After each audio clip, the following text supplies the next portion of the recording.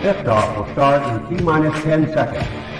10, 9, 8, 7, 6, 5, 4, 3, 2, 1. We have ignition. It's time! 17 seconds from Game 7 or from championship number 6. Jordan open. Chicago with the lead. Harper got a piece of it. It comes off. The Chicago Bulls have won their 6th NBA championship. Tying run at second, 2 out. Palmero over the head of Jenks. Uribe charges, throws, out! And the White Sox have won the World Series. To the far side around the 8-yard line to Hester.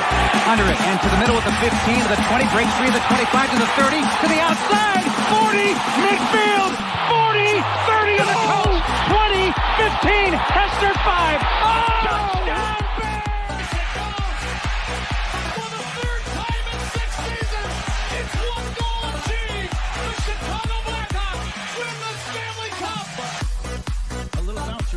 Toward Bryant. He will glove it toward Rizzo. It's in time. And the Chicago Cubs win the World Series.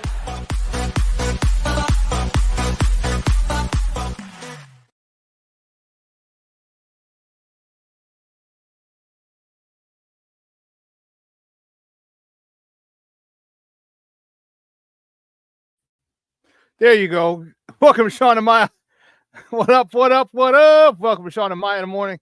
On this House Music Monday edition, I'm your boy, the SuperBack, Shawn Sierra. Thanks for tuning in. If you're watching us on Facebook Live, well, then I guess you found us on Facebook. And if you're not following us on Facebook, what? Come on, go to Facebook, type in Sports Zone Chicago, click the like button, and now you're following Sports Zone Chicago. Simple. But wait, there's more. Go to the show's page, go to Shawn and Maya in the morning, and like that page as well. So not only will you be following Sports Zone Chicago, but you'll also be following Shawn and Maya in the morning as well. If you're watching this on our YouTube channel, excellent. And if you're not subscribed to our YouTube channel, for real, come on, go to YouTube, type in Sports Zone Chicago, click the subscribe button, but also click the notification button. That's the little bell right next to it, and that'll let you know anytime a show from Sports Zone Chicago is going live. Get it? Got it? Good. Now, if you're watching this on our mobile app, please don't tell me we didn't know we had a mobile app. Come on, baby. What is wrong with you? Hey, listen, come on, we got our own mobile app. So wherever you get your apps from, it doesn't matter where you get them from, whether it's iTunes or Google Play or Amazon or Walmart or Kmart or 7-Eleven, Zayre, Zemsky, Macy, Montgomery Ward, Woolworths, Weebles, Goldblatt's, Venture. Okay, it doesn't matter. You go there, you type in Sports Zone Chicago, you download it, you take us with you on the go. So not only do you get Shawn and Maya in the morning 3 days a week, not only do you get our other live shows throughout the week, not only are they archived there like they are on Facebook and YouTube, but I'll tell you what, we give you a slew, and I mean a slew of articles, thanks to my man Clarence Council III. Big up to Clarence for keeping you abreast of all articles Chicago sports related. Now, if you're watching this on a Roku channel, I like that kind of party, baby. And if you don't know, you better ask somebody. Sports Zone Chicago, we have our own Roku channel. So if you have a Roku television in the house, do us a favor. Do us a solid, yeah? Do us a favor. Download Sports Zone Chicago's channel right to your television. Put it there next to Netflix, Apple, Prime, Hulu, Max, Disney Plus, Stars. Oh, they said Power Book 3 is coming out with Kanan toward the end of the year. So something like, damn, it's already October. Make sure you got 2.5 months. What do you mean? But anyway, I digress. Put us there. Download Sports Zone Chicago's channel. Put it there next to all the big boys. You can watch it on the big screen. Hell, run the big screen right, Mickey now. You can also tweet the show. You can tweet us at Sports Zone Shy. That's CHI at Sports Zone Shy. Now, if you want to follow me, just me personally online. You want to know what I did? Let me tell you what I did. I made it nice and easy for you folks. Nice and easy. One handle for Facebook, Twitter, Instagram, Snapchat, and TikTok. All one handle at the Shawn Sierra. Listen, we have a phenomenal show, but I need you to get interactive. So whatever platform you're watching us on, whether it's Facebook, YouTube, or a mobile app, if you have a question or comment on that platform, it'll come up here in a thread. We'll put it up on the screen. We'll incorporate it into the show. And that, my peoples, is what makes this the best morning Chicago sports talk show around. And that's you. So bring them all, baby. Questions, comments, smart-ass remarks, because ain't nobody scared over here. I like The Rock said, baby, don't sing it. Just bring it. Let's see. The chat is jumping. Man, they are jumping like crazy this morning. I like it. I like it a lot. Black Diamond checking in. Top of the morning to you, Papa. How you doing, man? Thank you for tuning in. I appreciate it. Cornelius Squalls, what up, what up, what up, sports owners? Hey, kid, ain't no shame in sliding. I don't know what that means, Cornelius. I don't know what that means.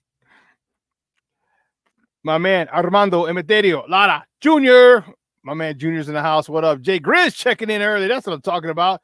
Jay Grizz. Jay Grizz. Brewhouse 7 back in the place. What's up, Papa? Good to see you back. Just like the prodigal son, he's returned. That's what I'm talking about. Let's see here. Michonne Walls in the house. What up on a House Music Monday, baby? You know it. You know, and you know this, man. Let's see what else. What else? Livette Lee's in the house. Thank you, Mama. She says, Happy House Music Monday, y'all. That's what I'm talking about. Yeah, and then everybody else exchanging pleasantries in the chat. Listen, I don't know a lot, but I do know this. More of the usual suspects will chime in as the show goes on. That, my peoples, I can promise you. That I can promise you. Man, we got a great show for you at 9:30. That's why we got started early. We got started on time today. I like it. At 9:30, we have my man, Darnell Mayberry, who covers the Bulls for The Athletic. Ah, shish kebab. That's what we didn't do. Whoopsies. Whoopsies.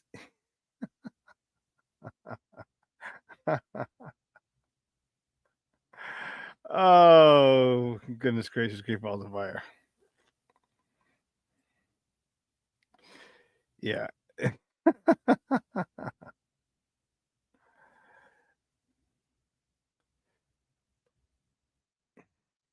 Yeah. All right. Well, Darnell Mayberry's going to check in at 9:30. We're going to talk Bulls basketball as the Bulls kick off the regular season on Wednesday down in Nolens, the Big Easy. So Darnell Mayberry is going to join us today to give us a preview of that season opener. And then at 10 o'clock, my man Zack Pearson from BearReport.com, he's going to talk. We're going to have a discussion on the Bears.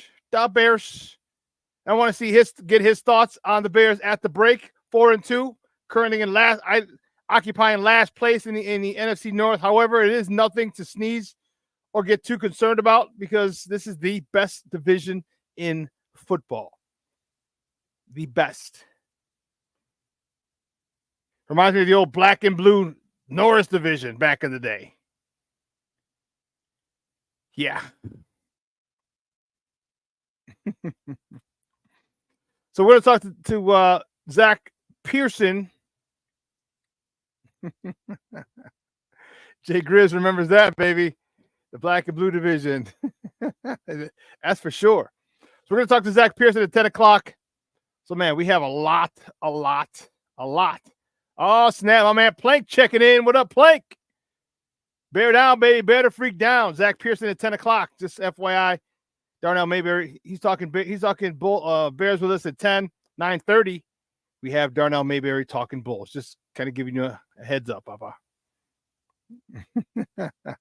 Great minds think alike. You know this. Yes.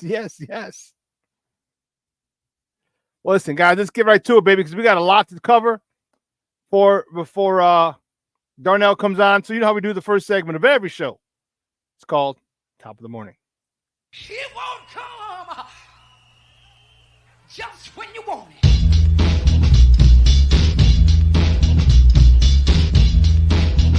Top of the morning to you.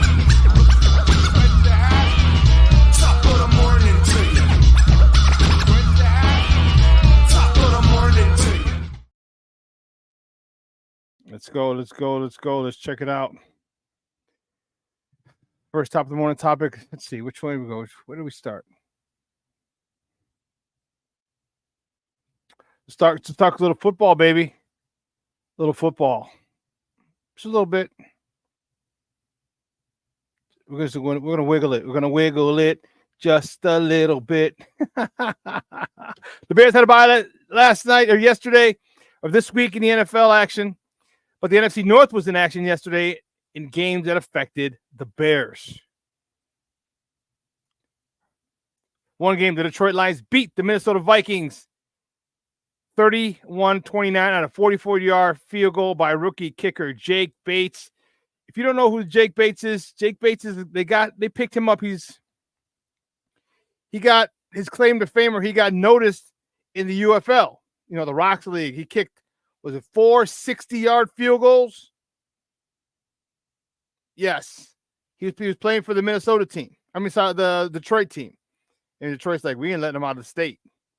So 31-29. Minnesota was one of the last 2 unbeaten teams going into that game. Detroit hands Minnesota its first loss. So Detroit sits atop, although they have the same record, 5-1. They sit atop the division due to beating Minnesota head-to-head. Wow. Detroit sits atop the NFC North with a 5-1 record, followed by Minnesota. The Green Bay Packers. Next half of the morning topic. The Green Bay Packers beat the Houston Texans 24-22 on a last-second field goal by Brandon McManus. Man, let me tell you something.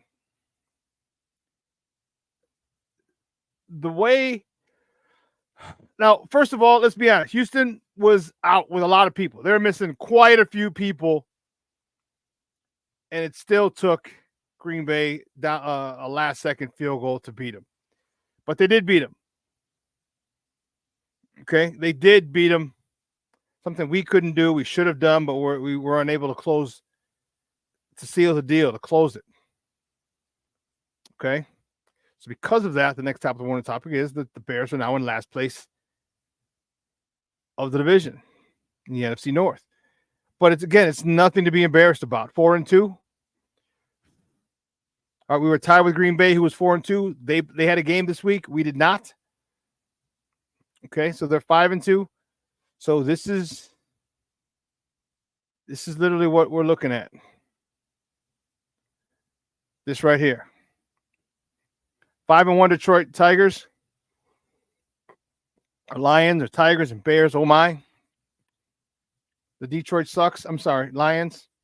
As you see, the Minnesota Vikings. Also 5-1, the Green Bay Packers 5-2. And our Bears 4-2.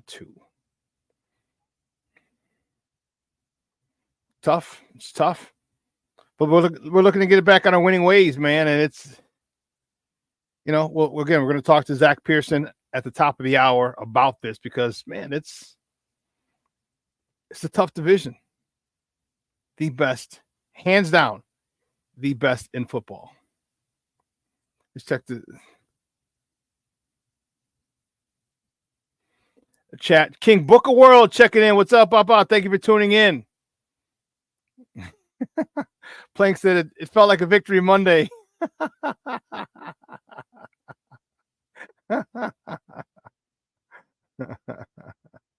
Because Jay Grizz said, "How's it feel waking up 4-2 after a bye week on a Monday?" And that's when Plank said it felt like a victory Monday. Yeah, he was with the Michigan Panthers. Yep, that's who the kicker was, and they got him. They got him, and man, he's been doing it. He's been doing it. Man, who you telling, Jay Grizz? Man, man. I tell you, that is frustrating. Frustrating. But hey, it is what it is. We're going to go through them anyway. Moving on to the next top of the morning topic, the Bulls. Only the Bulls. Only the Bulls. The Bulls open up their season on Wednesday in Nolens in the Big Easy to play the Pelicans. Tip-off is at 7 o'clock p.m. Central. You can catch that game on Chicago Sports Net. Or, that's only if you have. That's if you don't have Comcast. You have another provider. AT&T, Uverse, or DirecTV. You can catch them on Chicago Sports Network. Or you can listen to them on their flagship station, 670 AM. We're going to talk to Darnell Mayberry at the bottom of the hour about them boys. The next top of the morning topic, the Blackhawks. Not the E-Blackhawks, not the electric Blackhawks, just the Blackhawks. There we go. Fix that.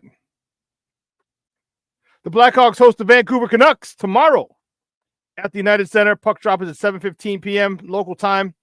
You can catch that game on Chicago Sports Network or listen to it on their flagship station, 7:20 a.m. Remember, the Blackhawks are in the midst of their 4-game homestand.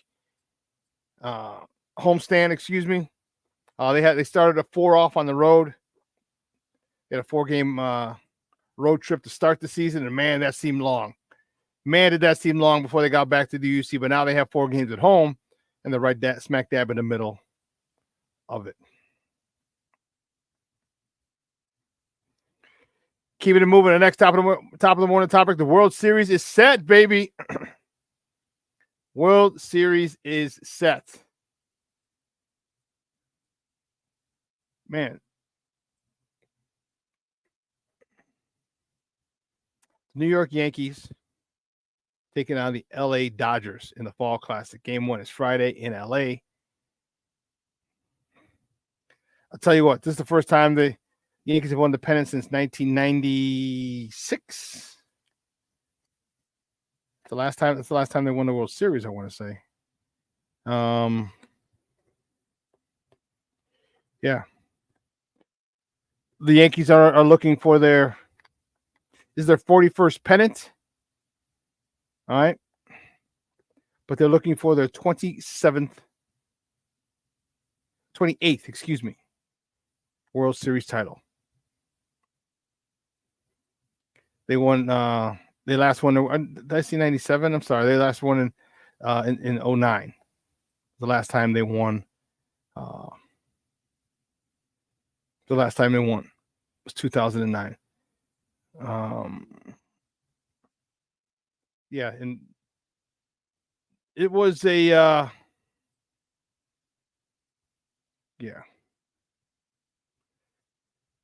talked about a lot of these guys. Giancarlo Stanton was the ALCS MVP, but he said this is not the trophy we want. So he wanted the World Series trophy. And you got to remember, it's been since 09. So we're talking 15 years. None of these guys were around on the squad 15 years ago. And you look at it, and there's a thing about winning a world championship, a World Series. Let's say we're sticking with baseball. Okay, but to win it with an organization like the Yankees, the team that's won the most World Series, okay, the history that they have, to add your name to a list of people like Reggie Jackson, Mariano Rivera, Derek Jeter, okay, Yogi Berra, Babe Ruth, all those guys, Lou Gehrig. Add yourself to that list is amazing. Which is why, they did back with Dak Diamond. I was tweaking. I was tweaking with 96. I don't know what. They won it in 09, yeah. But you always want to win. That's your ultimate goal, is to win the championship. Baseball, football, basketball, hockey, soccer. But just to do it with the storied franchise like the Yankees and be etched in forever.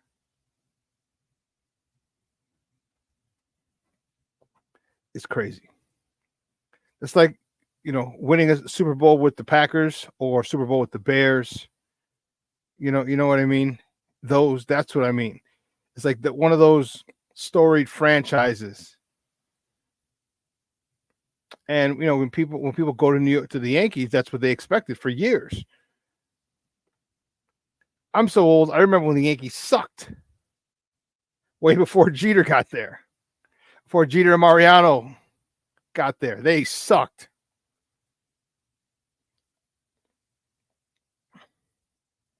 They were horrible. Michelle Wallace says Dodgers, Yankees at it again in the World Series. Yes. Yes. Back in the day, long time. Many times they've met up in the World Series. DC, Derek Carter's in the house. What up, baby? Bear down. I appreciate you checking in with us. Jay Grizz said, I have not watched a pitch or a bat of baseball, basketball, or hockey. Only football. Call me crazy. Well, Jay Grizz, you are crazy, Papa. That's for sure. You are crazy. That's for sure. There's some other great stuff that's been going on in sports.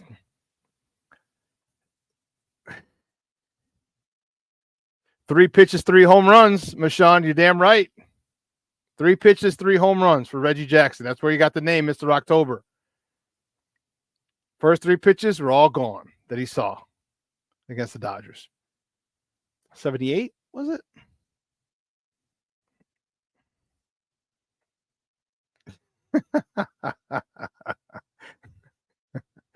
Jay Grizz is laughing emoji. King Book World says, I have an unhealthy hate of the Yankees. You and a lot of people, bro. You and a lot of people hate the evil empire. Hate it. Hated it. Man. I'm cool with it. I don't my Uncle Dario, my cousins, Marlo, Charles, Ronnie and Frankie, they're all Yankees fans. They're all Yankees fans because my Uncle Dario, I don't know why my Uncle Dario was a Yankee fan.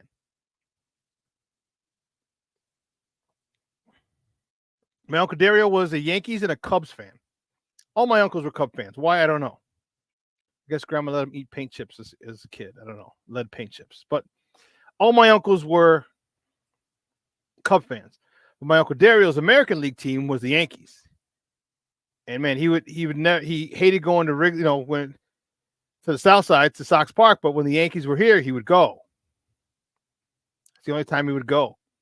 And then when interleague played and they started playing, man, I remember and my cousin Marlo, his daughter, and like I said, his kids, Dario Jr., Marlo, Chuck, Ronnie, Frankie, they're all Yankees fans too. He would take them, then once interleague play happened, man, it was so cool because then they could go see the Cubs play the Yankees up in Wrigley Field, which they saw a couple times. So, but yeah, I don't know why. Who here remembers the Reggie Bar? I do. So did you hear the Reggie Bar is back? And the Reggie Bar is back. So some guy, I forgot, I was reading the article. Google the article, Reggie Bar returns, or just, it went out of, so there's a guy who's a can, I can't forget what the name of the candy company who owned the rights to it. Excuse me. They sold off all this candy, and this was part of it. And a guy got the rights to it, and it apparently didn't cost very much. And he reached out to Reggie and asked if he can still make the Reggie Bar. And he said, "Yeah, just make it as long as you make it the way it was made before." So I think it's pretty much going to be made the same way as it was before. But the Reggie Bar is back out. Reggie Bar is back out, man. I did too, because I liked Reggie Jackson back in the day. Like you see someone, like he was flashy. I mean, he was great. He was amazing. That's the first thing that draws you to someone is them being a great player. Man, I mean, I got no beef with the Yankees. Jay Grizz said, I was born in the Bronx and raised in Chicago, but I root for my New York teams winning the World Series, but I'm a Cub fan at heart. Sorry to hear that, bro. Damn.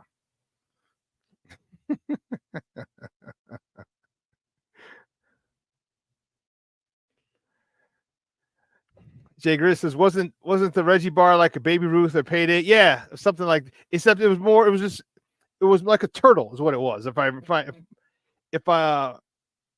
What's it like? Let's see. Let's Google it. Let's Google it. Googly.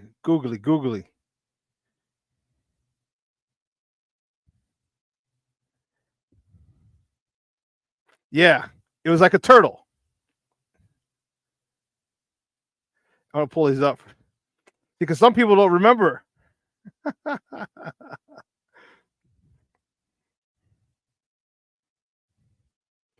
They sell them on Amazon. Shut the front door. Shut the front door. They sell them on Amazon. Dude, that's crazy. That is crazy.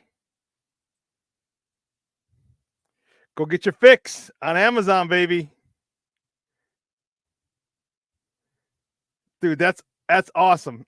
For those of you who don't know what, and are too young to remember the Reggie bar. Dude, it was like I love players back then. You know, I'm a big sports guy, so it didn't matter if you're Chicago or not. Like I like stars. Like sorry, Cub fans, but I'm a Brewer fan.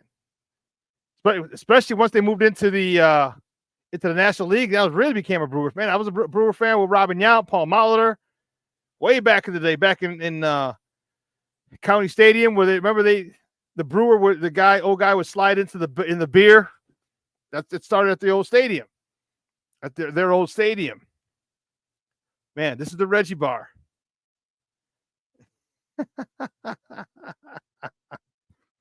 Well, I guess that's the Reggie packaging, but yeah, dude, this is crazy. So it looks, it's like a turtle. And like I said, it just came back out, which I thought is dope. I thought that's dope. Because I'm definitely gonna look for it. Hell, I can go on Amazon and get it. So, but here's what it looks like. Like I said, like a turtle. I love it.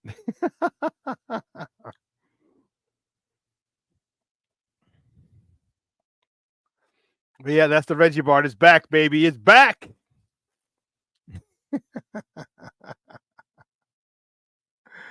Oh man.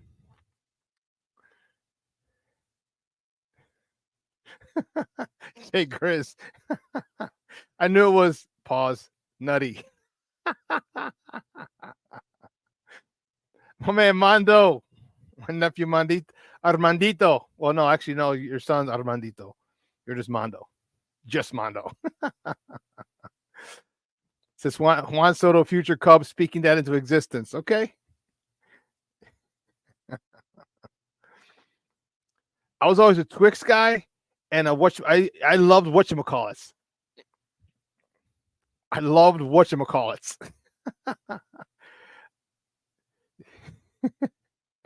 Just Mondo. Yeah. Yeah, whatchamacallits, but I loved chocolate as a kid. I loved candy. And we would go to 7-Eleven. I'm telling you, like we had growing up, this is what, and if you grew up in the next generation, like you didn't get it.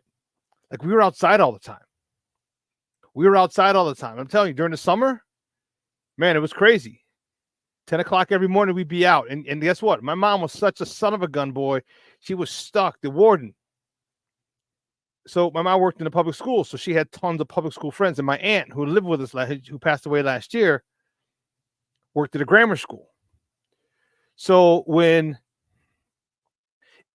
it was about summertime, my mom, and I was in like 5th grade, I would get 7th grade work. She'd have the teachers from my Thea school, it wasn't called copy or make copies of. Remember they had the printing machines?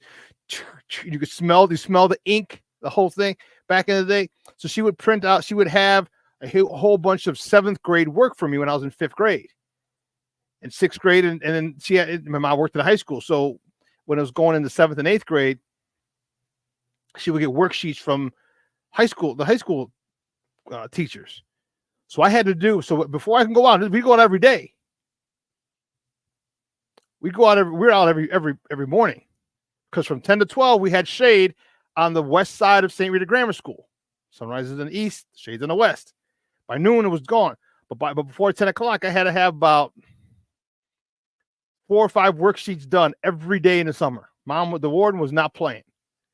So I'd have to get up early and do it. We'd go to 7-Eleven, though, right around noon, because, take a break. The sun's now occupying, and we get candy bars. All right, we get candy bars. We play video games. Yeah, so sometimes I'd get a sometimes I get a Reggie bar. Sometimes I get a Twix, Reese's peanut butter cup. I love those. So yeah, it is taking us back to a childhood, Michon. It is. It was, yeah. Junior said when I was in the hospital, Patty brought me 2 whatchamacallits. I was so happy. Ain't it the little things that make me happy? No, she wasn't standing over me. She's just like, you know, you're not going out until it's done. She get the extension cord if it wasn't done. I never knew. I never found out, because I always did it. I always wanted to go out. Jay Grizz, you went to White Hand. I go to 7-Eleven. That's hilarious. That's great stuff, man. That's great stuff. Taking a trip down memory lane. And listen, let's get a couple more. The next top of the morning topic, New York Liberty. Man, the New York Liberty, hats off to them. In their 28-year existence, they finally, they won a WNBA championship. So if you saw it, well, I don't know if you watched the game.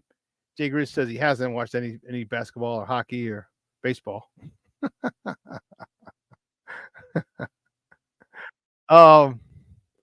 If you saw, he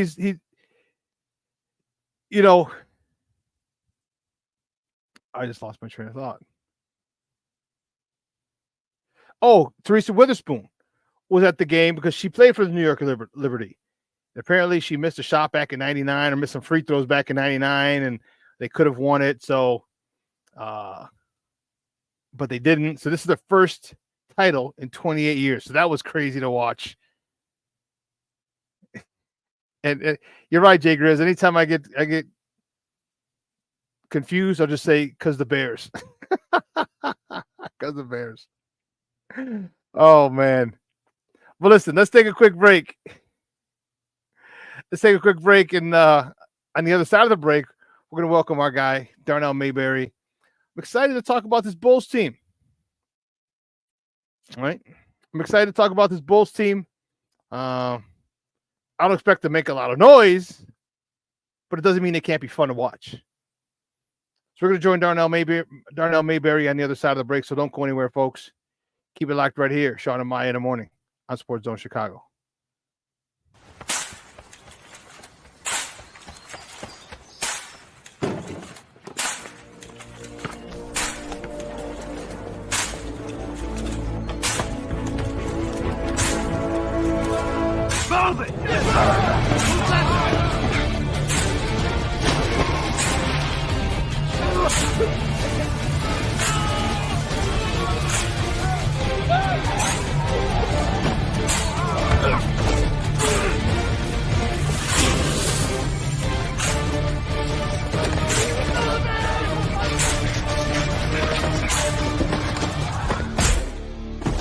Many will hear the calling.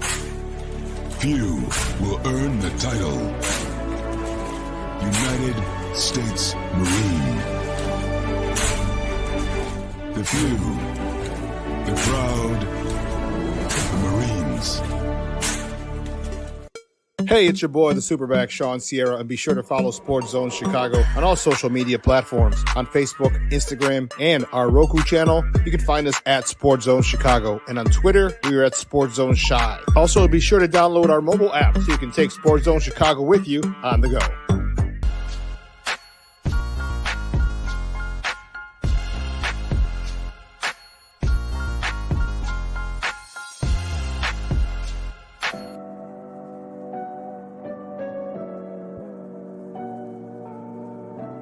How do you take care of your mind health?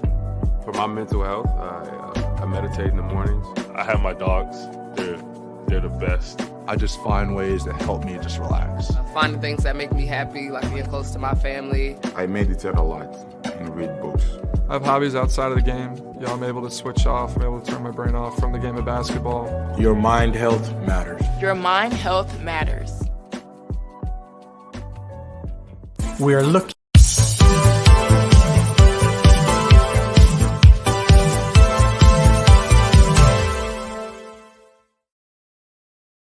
Today was going to be a special day regardless of the outcome. SuperBack, man. Yeah. So, it's a blessing to be part of his journey. A lot of us being here through it all, and seeing the highs, the lows. So this was a hell of a night for him. He got the game ball, brothers. So, you know what I'm saying?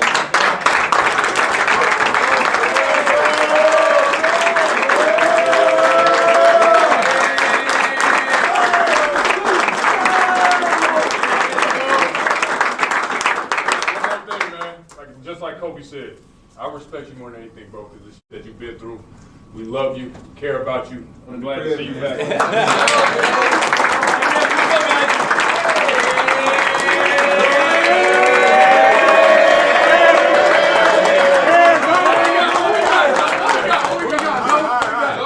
Family on three, man. 1, 2, 3.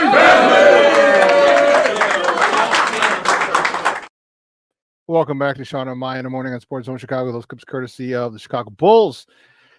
In the locker room behind after their game on Wednesday, when Zoe made his debut, and man, it was good to see. It was good to see. And I'm not saying he's going to lead us to a championship, all right? I'm not delusional. All I'm going to say is I'm extremely happy for that young man for coming back.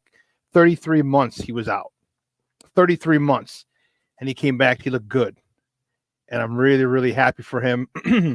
Hope he can make a difference, make us competitive, all right, and get us out of the play-in and into the playoffs. Let's avoid that, if they don't ship him out beforehand. But who knows what's going on with that organization? But anyway, my first guest today, I'm excited to have him on. He covers the Bulls for The Athletic. You can find him on Twitter at Darnell Mayberry. Guys, let's welcome back to Shawn and Maya, Darnell Mayberry. Darnell, what's up, Baba? Good morning. Thanks for joining us today.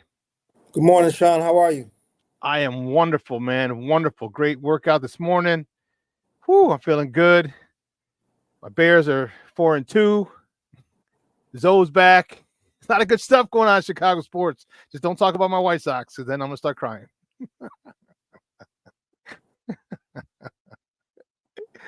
Other than that.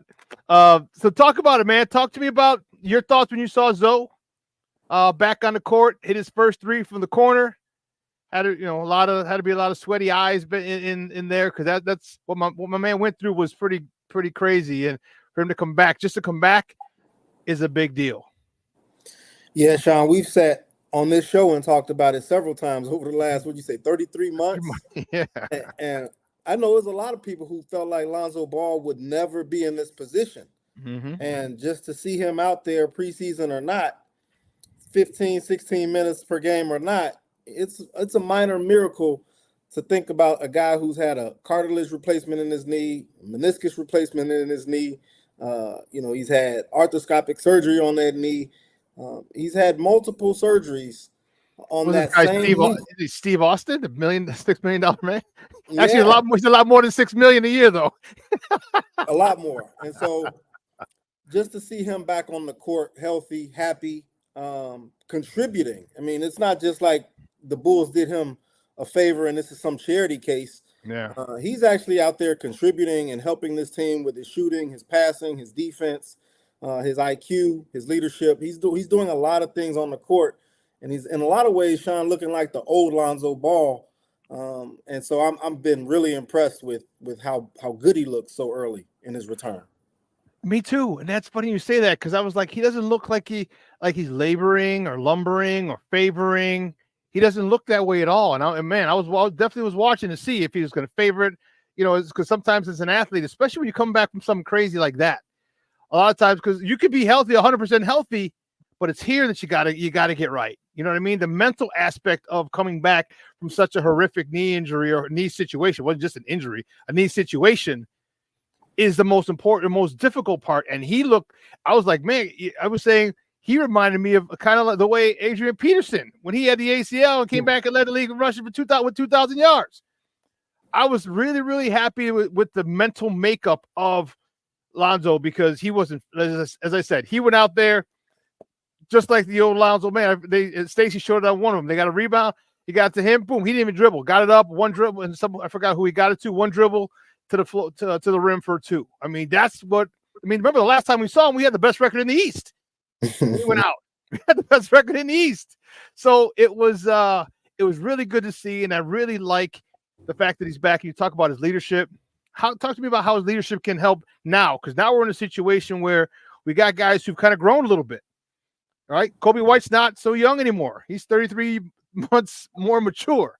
You know, in an NBA years, that's a long time, almost 3 years. All right. Zach's back. Zach's a little more mature. You know, he's got a kid now. He's, you know, the pressures of fatherhood. P. Will's a little more mature. We got some of the guys that were here, but more mature. What can talk to me about what his leadership can do for this team moving forward? Yeah, I think Lonzo mostly leads by example. He's not a very vocal guy. He's not very boisterous. He's not a very loud guy. Mm-hmm. But when you see him play, when you watch him and the effort that he gives, the skills, the talents that he has and brings to the table every night, you know, if you're Kobe White, if you're even Josh Giddey, who they brought in Josh Giddey thinking he's going to be the point guard of the future, I'm not sure he's better than Lonzo Ball or Kobe White for that matter. But Lonzo Ball mentally understands things about the game that Kobe White, Josh Giddey, Patrick Williams, Julian Phillips, Dalen Terry, all of these guys can learn from and grow and become better players thanks to having Lonzo Ball right there next to him on the bench every night. The way he reads the game offensively and defensively, Shawn, there's no one else on the team that can do it as well as he does. And I just think having that level of skill as a resource for those young guys to tap into, that's incredibly valuable for them. Yeah, I was a big fan of when they signed Ball. I mean, his ability to, I mean, the game is super slow for him. It's very slow for him. He sees things that happen are going to happen 2 steps before they happen. And that's what I love. When someone can understand the game to a point where it's very slow for them and they can make moves before a lot of other people can, man, that is high level, a high level, in this case, basketball IQ. And he's got a really, really high basketball IQ. And that's what I love about it. Like I said, we were number 1 in the East. It wasn't because we were the best team. He had us moving. He was taking advantage. He played great defense. He was hitting them threes. This guy, he's a big, big asset. What do you think about him moving forward, though? Because is this the last year of his contract with us? And if it is, I mean, you're going to let him walk. But I mean, do you want to let him walk if he's able to play to anywhere near the ability he was able to play before he left, before he got injured? Yeah, Lonzo has made it clear, and the Bulls. I mean, they've all made it clear that Lonzo is not just looking at this as a 1-year return. He wants to prolong his NBA career, and to do that, he's got to take it slow. He's got to be cautious and careful of how much pressure he's putting on his body. But again, he looks good, and the contract is going to be something to watch because the Bulls don't have a lot of flexibility moving forward. The cap going up does help them, but they're going to have to re-sign Kobe White and Ayo in the same year coming up here. They just gave Patrick Williams the new money. So how much money can you afford to give Lonzo Ball? And can he prove this season that he's worthy of a lucrative contract extension? So there's a lot of questions to play out moving forward. But Lonzo Ball says he's definitely interested in remaining in the NBA. So he's looking at the long term, not just the short term return. Well, that's awesome, man. And I hope by hook or by crook, I hope there's some way he can stay with the Bulls because I really like what he's done. And guys, we're joined by Darnell Mayberry, who covers the Bulls for The Athletic, talking Bulls basketball here on Shawn and Maya in the morning. on Sports Zone Chicago. Well, my man's back. The $200 million man is back. Zach LaVine is back. Talk to me about what you've seen from him and what do you expect from him this season, and do you expect them to move him before the deadline? I'd be surprised if they moved him before the deadline. I don't think the landscape is going to change that much between now and the deadline than it did this offseason when they shopped him aggressively and didn't like the offers that they received then. So, I think a team will have to be desperate or really feel like they have a legitimate shot at getting to the championship without giving up a lot, which that's the sticking point. It's hard for the Bulls to trade Zach to a place that he'd like to be, that a team that wants him and could use him, and a team that's going to give up enough assets to the Bulls to make it worth their while to get off of Zach LaVine. And so that's a lot that needs to come together to happen in order to make a deal materialize. But, Zach looked good in the preseason, and I expect him to look good in the regular season, playing next to Kobe White, Josh Giddey, and Lonzo Ball when he's healthy and out there available. So he's still a phenomenal scorer. The best shot creator that the Bulls have, the best perimeter shooter that the Bulls have. So he can help this team in a lot of ways. And he's one of the reasons I wrote earlier this summer, Shawn, that the Bulls haven't blown it up enough to get Cooper Flagg. I saw one of your commenters talk about Cooper Flagg. Zach LaVine might have something to say about that. Well, you mentioned a couple of names right now, and that to me is the issue. There's a lot of guards here, man. We're talking Lonzo Ball, Zach, Ayo, Kobe, Josh Giddey.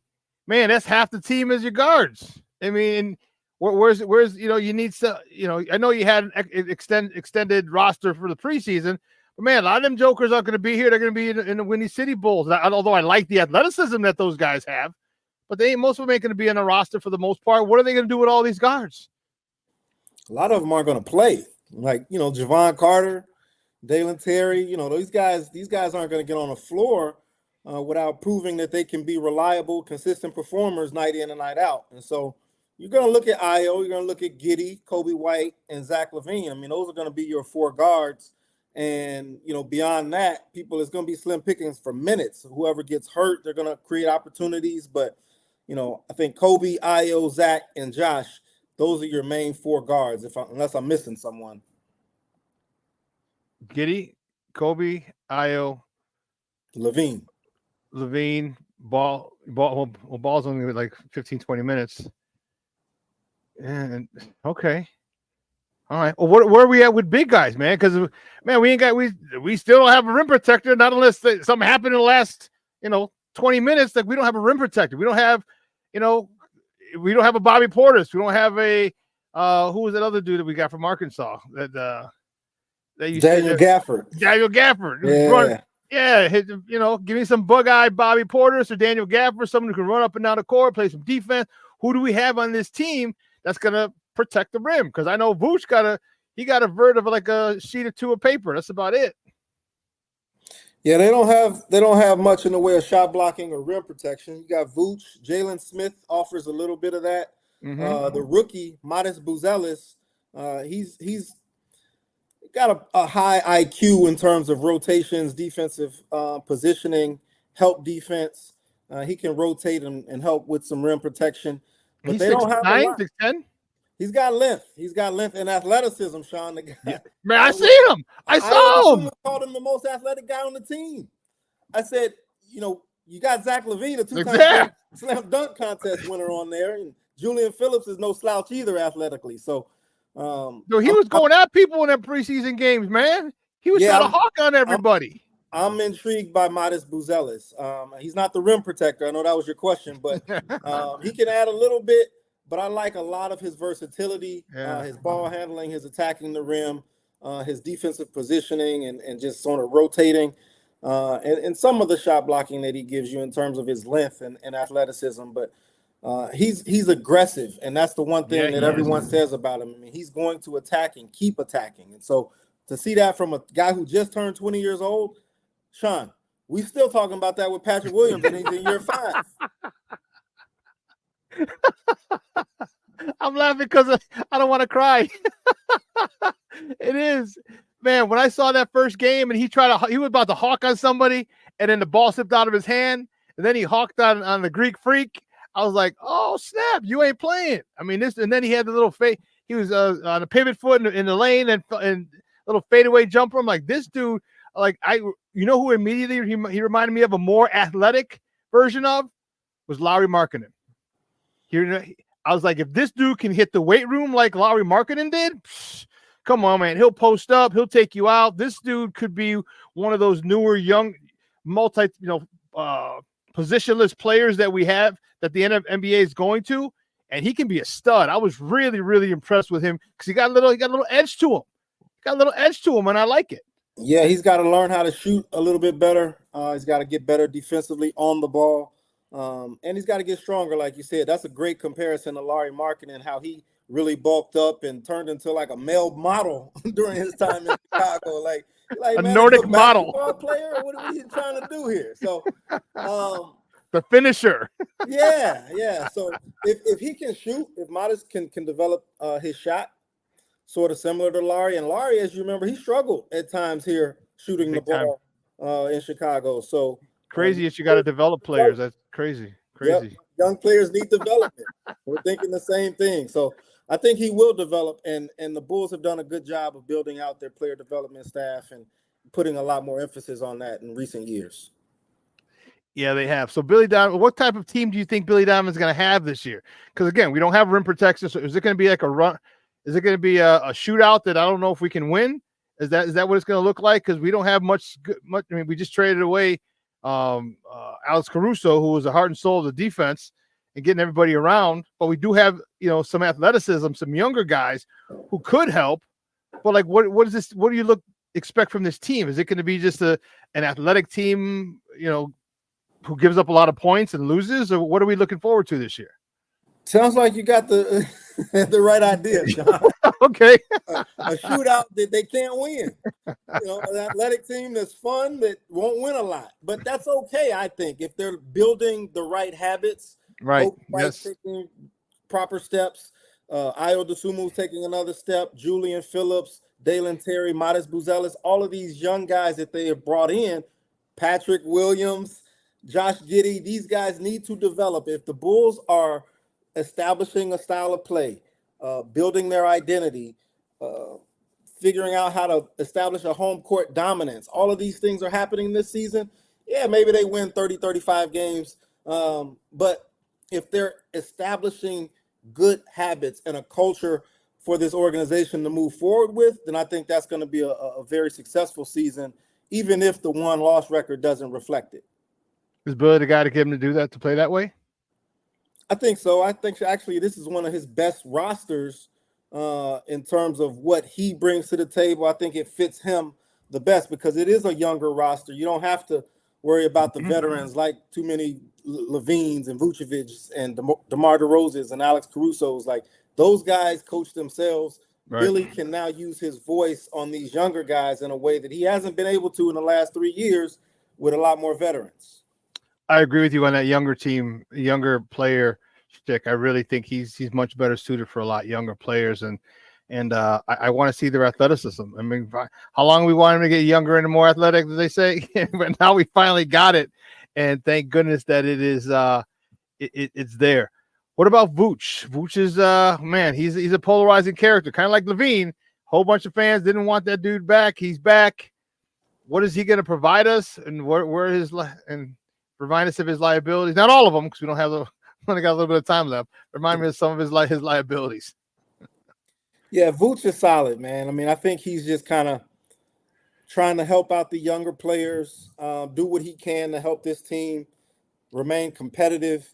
But he's another guy, just like Zach, who thought he was going to be traded after Alex Caruso and DeMar DeRozan were traded. And so the fact that he's back, and not only back, but the only true center on the roster, he's going to have a lot of responsibility this season in terms of being relied upon up front to kind of keep things in order. And the Bulls are trying to alter their style of play to try to protect the three-point line a little bit more, putting Vooch in different defensive coverages. So I'm curious to see how that looks for him. They're going to rely on him a lot for rebounding, that interior resistance that you talked about earlier. So Vooch has a lot of responsibility for a guy who wasn't even really supposed to be here this season. So it's going to be interesting how that plays out. Yeah, and Arturas Karnisovas, and what's his status? I mean, because this is his construction. These are the players he got. These are the players he acquired, draft, or trade, whatever, or sign in free agency. These are the players he's got, and he still doesn't have a rim protector. He still doesn't have a shot blocker. He still doesn't have anybody back there.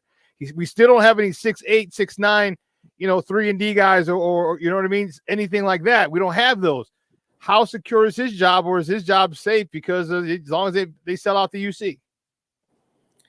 Yeah, I want to say he's safe for now. I don't think it's the slam dunk that some fans might think that it is, but I do believe that he's still safe. The Bulls want to build a winner, and if they are a long way from contention and they're trying to reset this thing and continue to miss the playoffs, I think you will see some heat. But right now, I don't think it. I think it is too early to think that his seat is warming up. Can they make the playoffs? Sure, they can. No, I didn't say they're going to go anywhere. I didn't say they're going to do anything in the playoffs. Just can they make it? Because they like to walk around and say we were a playoff team last year. We're a playoff team. That's why I'm asking. Can they sidestep the play in and get into the playoffs without having to do that extra step? I think you're pushing it now, Shawn. I think if they get in, they're going to have to claw and scratch from play-in tournament for the third straight year. But yeah, I do think that this team has more potential than most people are giving it. They've got talent. Lonzo Ball coming back helps a bunch. Yeah, it does. Zach LaVine being healthy helps a ton. Nikola Vucevic still being on this roster. And then you've got some young guys who have a lot to prove. Kobe White is not going to go out there and saying, oh, we're not good. People don't think we're good, so we're just going to lose. Josh Giddey is the same mindset. You've got guys who are competitive and are going to go out there and play their hearts out to try to win every night. And so I wouldn't be surprised if they made the play-in tournament. I would be surprised if they make the playoffs. Two more questions before we let you go. And, I always appreciate, your time when you're free for us, because I love talking hoops with you, man.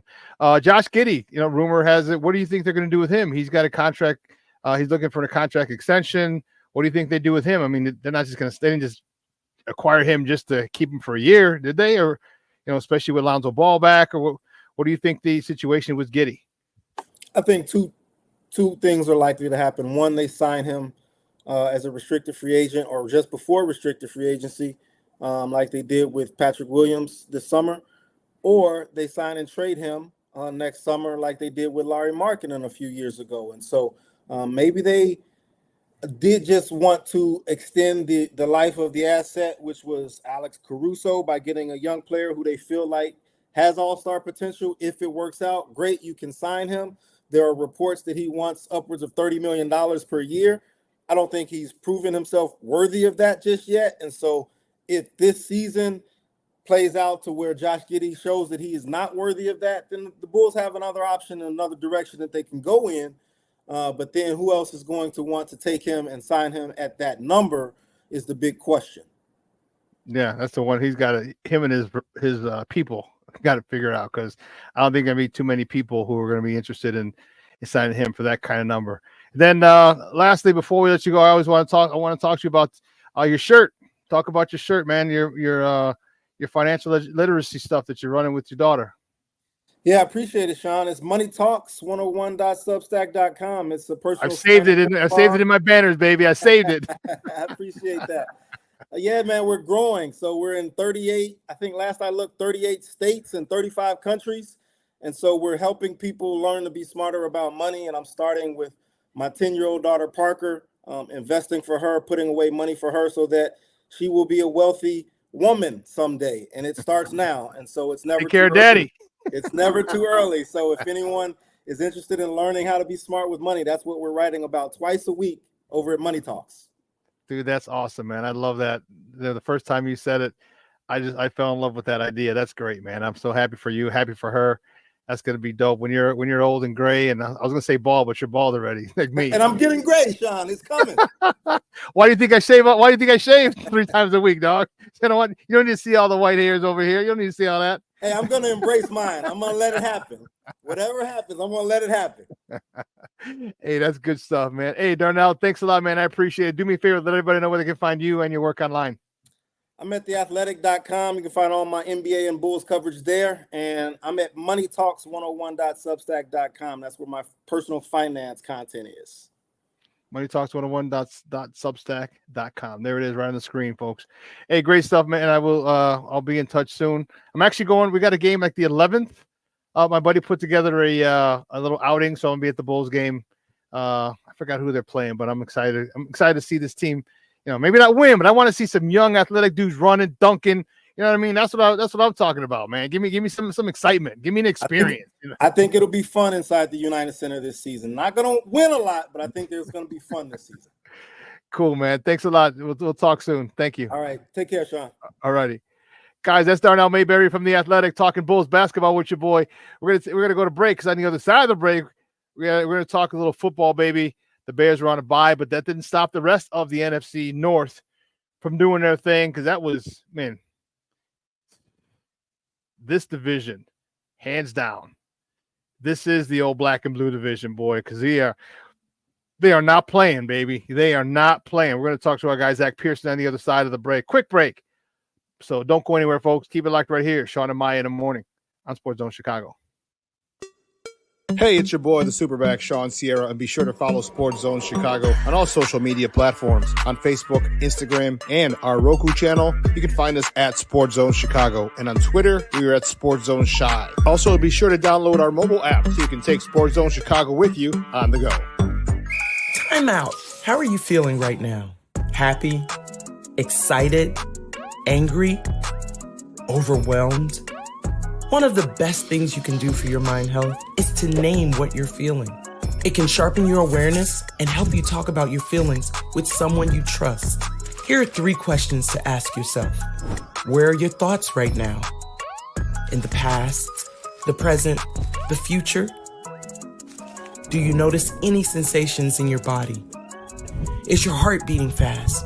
Is there a flutter in your stomach? Or are you fully relaxed? What do you need right now? Time with others? Time to yourself? Remember, there's power in this awareness. So find ways to identify what you're feeling today.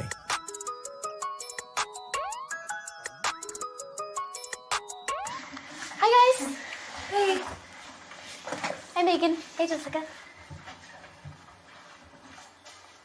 Megan, you're a tramp.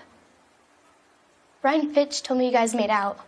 Everybody knows. He said your breath smells like garbage. And he almost puked. He says you're the most desperate girl he knows, besides your mom. How many boyfriends does she have anyway? Lots? Your makeup makes you look like a clown. That zit is huge, zit face. Ugly.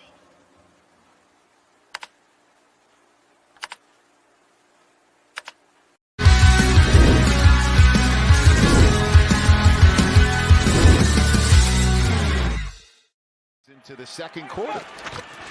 There's Swift cutting back. And there's a first down run for Swift. Gain of 11. Williams keeps it. And gets himself a first down. Williams, that's Rashawn Johnson. He takes it for a first down and more. Rashawn Johnson. Fakes to Allen, fakes to Swift, and there's Komet. Cole Komet. Touchdown. 31 yards. Welcome back to Shawn and Maya in the morning on Sports Zone Chicago. Those clips courtesy of the NFL Network. Those are the Bears, baby. The Bears across the pond laying a smackdown on that candy ass, and I loved it. I loved it at 8 o'clock in the morning. I had some steak and eggs at my guy's spot. Had a few drinks afterwards. Man, I can do those 8:30 in the morning games, because then you're done. You're done with your obligation by noon. So if you want to drink, you can drink. You can day drink. I'm liking those 8:30 games. You might want to petition NFL for more 8:30 games for the Bears, but I digress. My next guest is a good friend of the program. Man, he covers the Bears for BearReport.com.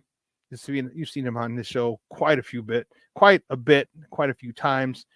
You can find him on Twitter at Zack_Pearson. Guys, let's welcome back to Shawn and Maya, Zack Pearson. Zack, what's up, Papa? Good morning. Hey, man, I agree. Those 8 a.m., 8:30 a.m. games, man, those aren't as bad as what I thought. Because, you have pretty much the rest of the day to do whatever you want. So that was kind of nice. My work was all done by 2, 3, and I got to relax a little bit. And if the wife wants to do anything, you could do it with that. You know what I mean? Significant other. Exactly. It's like I know a lot of Bears fans love the noon games, but man, I like those 8 early ones. I like the prime time. I like the 3 o'clock because you get most of your day back. All those. So were you able to get out to London, or were you not? Able no, to go? I didn't go this time. I went last time, and it was fun. It was a blast. 19? Yeah, it was 19. Other than I'm losing, but it was a good time. I recommend if they ever go overseas again, if anyone can go, I recommend going. I'm definitely gonna go next time. But yeah, it's a great time. There's a lot of Bears fans out there. A lot of Bears fans travel. It's a blast. Dude, I saw the one pub that they made, the Bears pub. Dude, first of all, it was packed beyond belief, and then there was a line. I thought it was a club. I thought it was transit back in the day, man, over on Lake Street down in West Town. I'm like, damn, that's crazy. All the people that were there and just waiting outside, just trying to get in. Dude, it's got to be awesome. I would love to do that the next time they travel. And that'd be great when because they're expanding into Spain, the NFL. So let's go to Barcelona with a Spaniard. Yeah, that's the rumors. Eventually they'll get over there. I don't know anything, but I imagine within the next 3 to 4 years they'll be somewhere overseas. I can't. It feels like the NFL is just pushing more and more international games. So it wouldn't shock me to see the Bears, London, Spain, maybe Germany. Maybe go back down to Brazil like the Packers were. Yeah. It'll be interesting to see where they go next. I'd definitely be down for Brazil. Yeah, that'd be a good time. Yeah, it kind of seems like I don't know. Do they have like a Mexico City game anymore? It feels like they don't have. Oh yeah. Because I don't know. There was talk about trying to move a team to Mexico City. I don't really think that they're gonna do that. It's just I think they're gonna stay in states. Like people talk about, having a team in London. Like I think the travel would just be too crazy. Yeah. So yeah, I don't know. It's too much. Yeah, King Book of World Transit, man, up on Lake Street, right underneath the tracks, baby, right underneath the tracks. So talk to me. We got to buy, man. I was happy. We got the week off. I got to sleep in. I got to watch football. I didn't have a dog in the fight, although I did want the Houston Texans to win. Rat bastards. So talk to me at this stage of the game. We're 4-2. Unfortunately, you see in the back. Well, maybe you can see the back of the background there. We're 4-2. We're in last place in the division, but it's not a bad thing. It's not a bad thing at all. All right. Give me your assessment of the team as a whole so far before we start getting individual players. Yeah, 4-2 coming out of the bye week. I think a lot of people would take it. I think looking at the Colts game, that's one you're going to want back. Yes, we do, Doctor. But it also kind of sparked something in them. Yeah, it was the Rams, it was the Jaguars and the Panthers, but you're supposed to beat these teams, and that's one thing I was impressed with was when's the last time we've seen the Bears take care of games that they're supposed to take care of? You know what I mean? Like even as early as last year, they should have destroyed the Denver Broncos, and they had a big lead and gave it up and couldn't finish 3 games last year. Yeah, Detroit, things like that. So yeah, I'm fine with where they're at. I think that they're fine with where they're at. Obviously, they would love to have that Colts one back. They probably would have loved to have that Texans one back after seeing what's kind of going on with Houston. They're a funny team. They probably should have lost the Bills. They were close to being. They probably should have beat the Packers. Honestly, if DeMeco Ryans knew what the heck to do with the clock, that was one of the worst management things. Well, on both sides. I don't get on third down You're running the ball twice. Third down, you're throwing it short of 4 yards short of the sticks. At least throw it in the end zone. You don't make them burn a timeout. So you give them a minute 40 to go down the field and kick a field goal, and they're just letting the clock go. And I don't know. It was not a good one. But yeah, I'm kind of happy with where the Bears are at right now at 4-2, and I think they're getting better. They're building momentum. Here's the thing, though. After the Commanders, after the Cardinals, after the Patriots, it gets pretty tough. But you want those last six. You want six, divisional games near the end because you could kind of almost control your own destiny in a way by winning those. Yeah, you really can. Not almost, you really can. And the thing I liked about it, and I said it, I've been saying it all before the season started, that the NFL did the Bears a solid for all my Seinfeld fans. They did us a solid. All right. We were able to draft Caleb. All right. He had exposure to the to Sam Waldron's playbook. All right. We had early practices. Yep. Okay, because of the Hall of Fame game. I think where the Bears screwed up is they didn't play him enough in the preseason. I was a stickler. I was like, play him in the preseason Hall of Fame. No. I'm like, all right. I'm like, they're giving you a gift. I think they're giving you a gift. Extra early practice is an extra game, and reps are reps. But then no, okay, fine. And then the schedule to me was there's not a lot of teams, although Washington was one of those teams that I thought would be weaker. Yeah. All right. There are not a lot of teams that were able to exploit us in these first 9 games, 10 weeks. There's not a lot. There weren't a lot. I thought Houston might have been one, and we had them. It was a 1-score game. Maybe the Rams, just because Sean McVay is a genius. But I'm like, this is really good. While we're trying to get our offense on solid ground and continuity and chemistry and all that stuff, these 9 games, after that, we got to be rolling on all cylinders.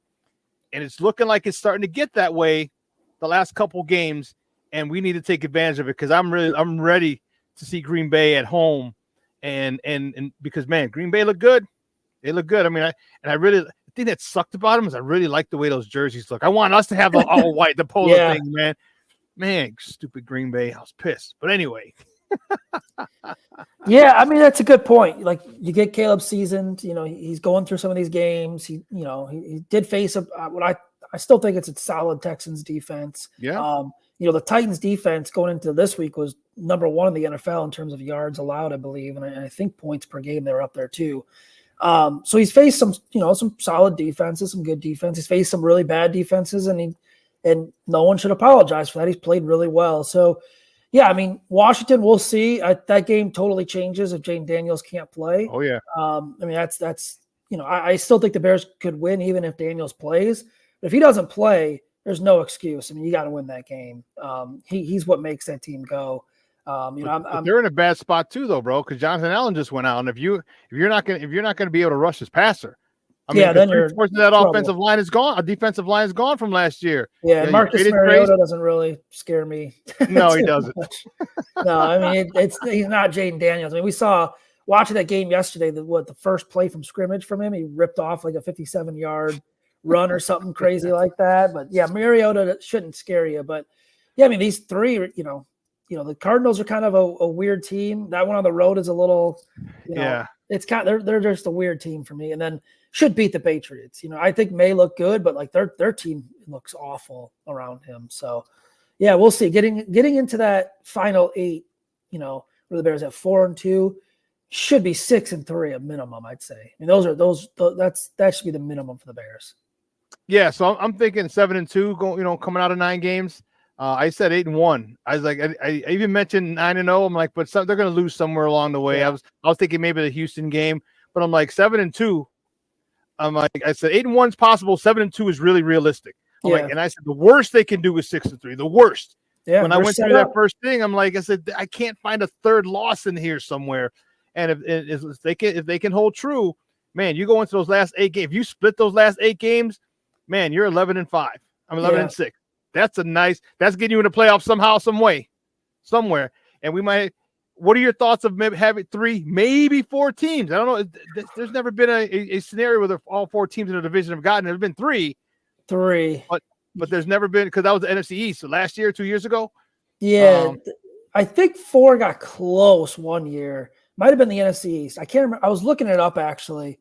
Maybe the NFC East got really close one year where all 4 almost got in, but I think it was 3. Man, I don't know. That's hard to get 4. But like you also have to, you kind of have to pay attention to the games like tonight, like Tampa Bay. Do they win against Baltimore? Like the Falcons are going to hang around, in my opinion. The Bucks are going to be there. Out west, that's kind of, what does San Francisco become? Seattle, what are they going to be? But I mean, it's shaping up. The NFC North is really good, and I think they're going to get 3.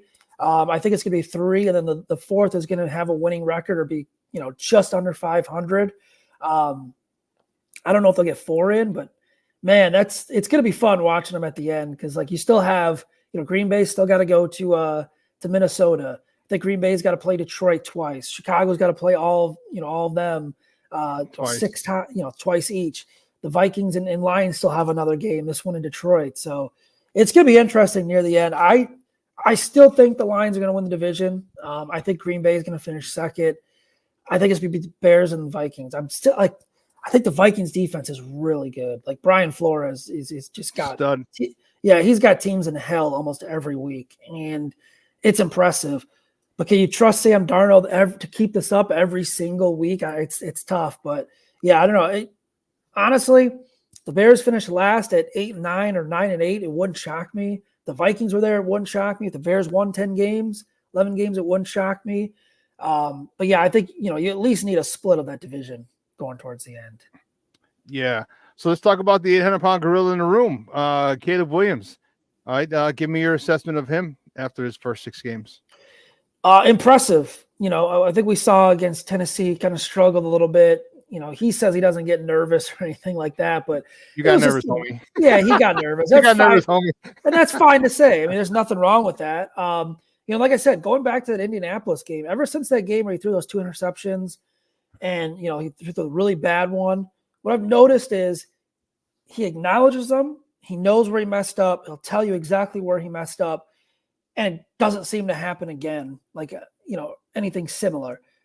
I mean, look at the London game. That was a big thing. How was he going to respond? That was a ball where 3rd and 1, beautiful play design. DJ Moore wide open, should have been a touchdown. Puts a little too much air under it, picked off. It's a short, shorter than where it should have been. And I'm like, okay, let's see how he responds. Is it gonna crumble, or what's gonna happen? And what happened? Touchdown. And they were in complete control. So to me, that's the mental makeup is really impressive to me, because I think in the past you'd see these mistakes. You'd see Justin in the 4th quarter, he'd fumble, that'd be an interception, take a sack. You see with Mitch, kind of the same thing. He'd miss an open guy and he'd miss other open guys. Even going back to Cutler, the mistakes would kind of just pile up. So sure, just kick a man while he's dead and gets arrested for DUI and gun possession. Way to go, Zach. Totally forgot about that. That's his own fault. But no, I mean, it's the mental makeup is there. There he is. Yeah, there he is. The mental makeup's probably not there for him right now, but for Caleb, it's totally there. And, that's the most impressive thing. I think we all kind of knew the arm talent was going to be there and the ability to make these throws, but seeing how he responds to the NFL and how fast the game is to college is impressive. And even his scrambling has been good. I mean, he's not going to roll off 60-yard runs like Justin was, but man, his pocket presence, keeping the play alive, that's been fantastic in my opinion. Yeah, first couple of weeks he looked deer in headlight-ish. Looked like a rookie. Right? Yeah, and you could see he had happy feet. And after that, he settled down. But also what happened is they started running the goddamn ball more. Yeah. There's a crazy idea. What do you think happened with that offensive line? Because for all intents and purposes, I mean, was it just taking out Nasty Nate and putting in Pryor? Is that really all that did it? Because that's literally all they did. And now they're running the ball down people's throats, right in their mouths. Yeah, well, here's the thing. When you get – and I said this, when they were going into that – was it the Rams game was first, I think. Yeah. They had 3 of the worst run defenses. And I said, if they cannot run the ball against these 3 run defenses, something is Indy was horrible. They were giving up 250-something yards a game. Indy too. Yeah, Indy too. And they struggle against Indy. And what I was saying was I told someone who covers the team, I told him, I said, all they need is just one game. Just you get the ground game going, one game, that's going to help the offensive line. You could tell by talking to the offensive line, they're kind of like down, like, yeah, man, we need to get the run. We need to be better, first off, the blocking. But once we get that that one game, man, it's going to kind of take off. And guess what happened? DeAndre Swift kind of had that one game, against the Rams. Roschon Johnson kind of got going. The offensive line played well. They made a change. Nate Davis was battling an injury, they said, and then when he was healthy, wasn't the next man in, which was interesting. But yeah, I mean, they're running the ball. They're blocking well. I mean, I think the offensive line and run game, works with one there, and they've been really good the past couple of weeks. And I think they're kind of seeing, okay, we can do this. We can continue this, and we're going to be better on offense, and that's kind of how it goes. And I like the fact that they're using Doug Kramer in the backfield. Yeah. Yep. All time. Remember I was calling for that last year? Yeah. It's about, I mean, it makes sense. And nothing against Kari Blossing game, but you get that offensive lineman going downhill at full speed. It's 300 pounds is 300 pounds, dude. Yeah, it's tough. And you know what it does for me is it sets an identity. It sets a tone. Yeah. It's like, what's happening. You know what's about to go down. Stop it if you can.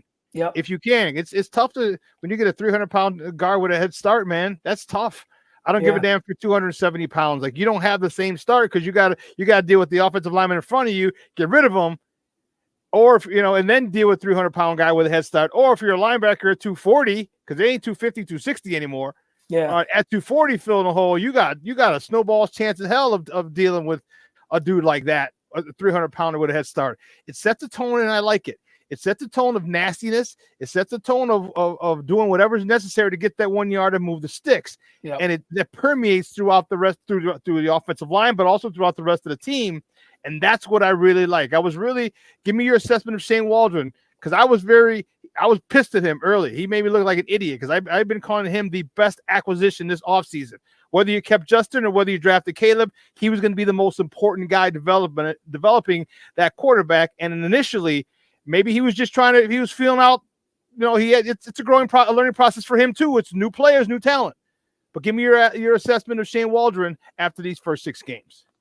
Yeah, it's positive. I was one of the people that was a little worried when the first couple games. I was mad as hell. Yeah, I mean, the first couple games, you're like, what is going on? It kind of feels like the same old issue. I thought it was, oh man, here we go. Same old Bears. They can't really figure out their strengths.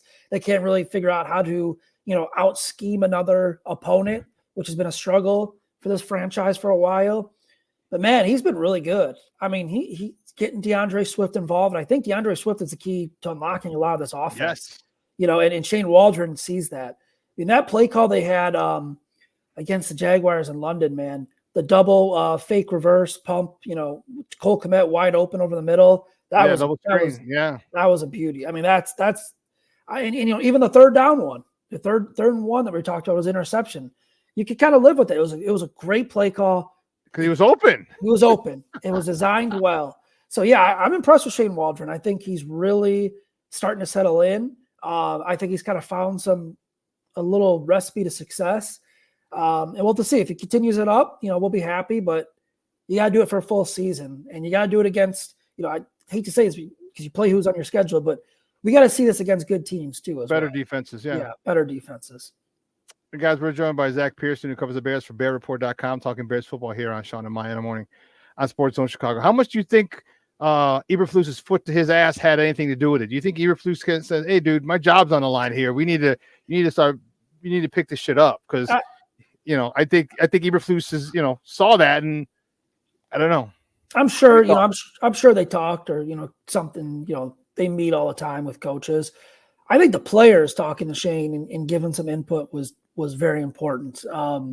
Not having those veterans in that room, Keenan Allen, DJ Moore, even Cole Kmet.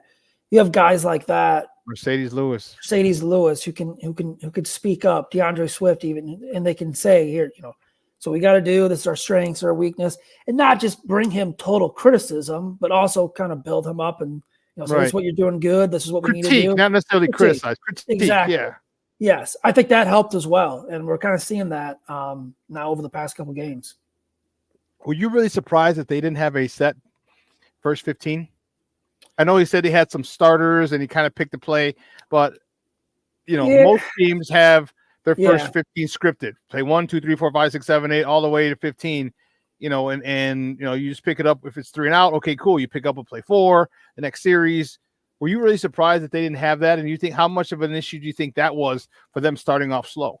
A little bit surprised. I think almost most teams have that. I wouldn't be shocked if other teams didn't have that. I think, the NFL is just totally changing. You have to adapt to the new, quote unquote trend. Maybe it slowed them down a little bit. But I mean, it's kind of hard to tell. I mean, look, even against Jacksonville, like their first 2 drives were 3 and outs. True. Against Carolina, first drive was 3 and out. I think against the Rams, 3 and out.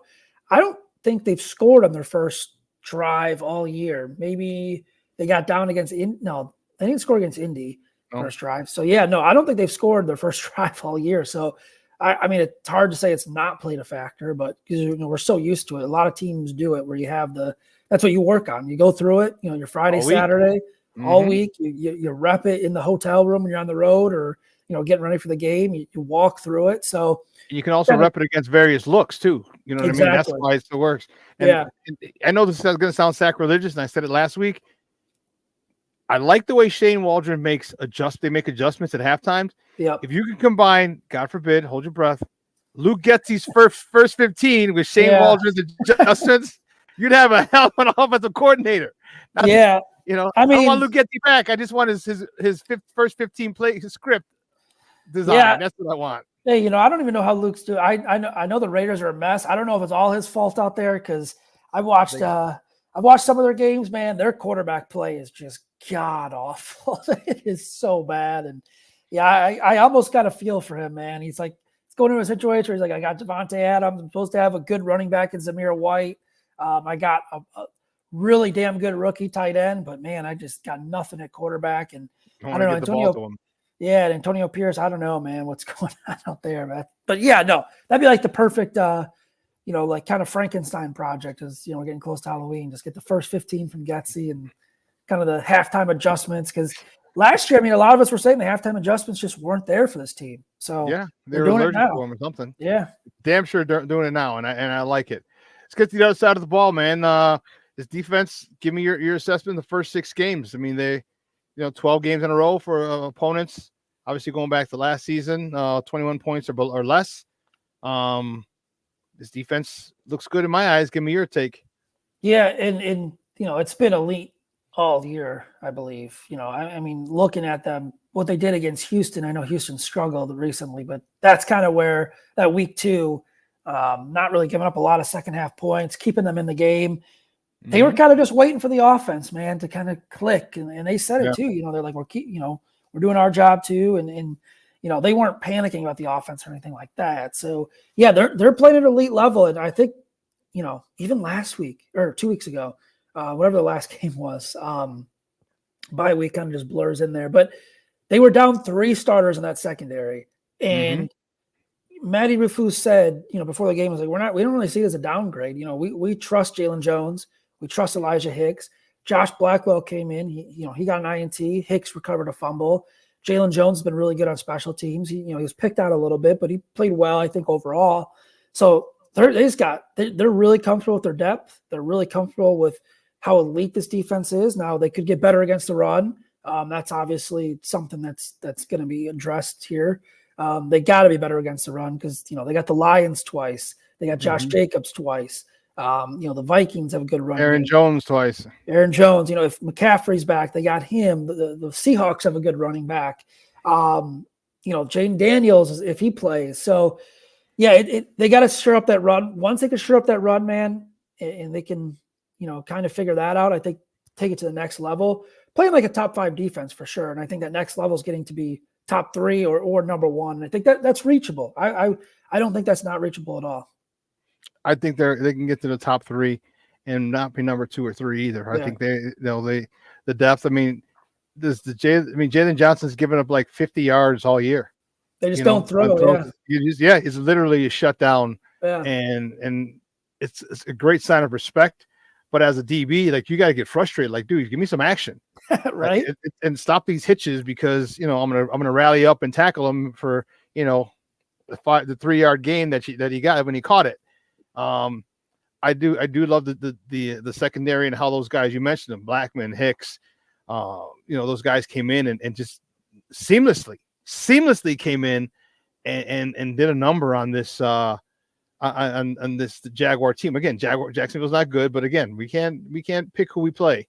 They got some good wide. I mean, Brian Thomas is going to be a stud wide receiver. Hopefully, yeah. He was I was hoping the Bears could get him somehow, some way. Yeah, I mean, they got some talent down there. They're just kind of a mess. Yeah. So before I let you go, last question. Give me your thoughts with Caleb. Where do you think his ceiling can be by the end of this season? Not career-wise, just by the end of the season. How much more improved can this offense be with him at the helm? I mean, it could get better. I mean, it could get even better, which is kind of scary. I think end of the season, the ceiling, probably top 10 quarterback. I hate to do like the rankings thing because I think it changes every week. Right. Yeah, I mean, top 10, top 5, potentially by the end of the year. That's kind of a higher goal because it's just his rookie year. I mean, it's still, it's still. We should have about 8 to 10 more years of him left. Yes, exactly. But I think, honestly, man, they're on the right path. Like everything is seemingly going good.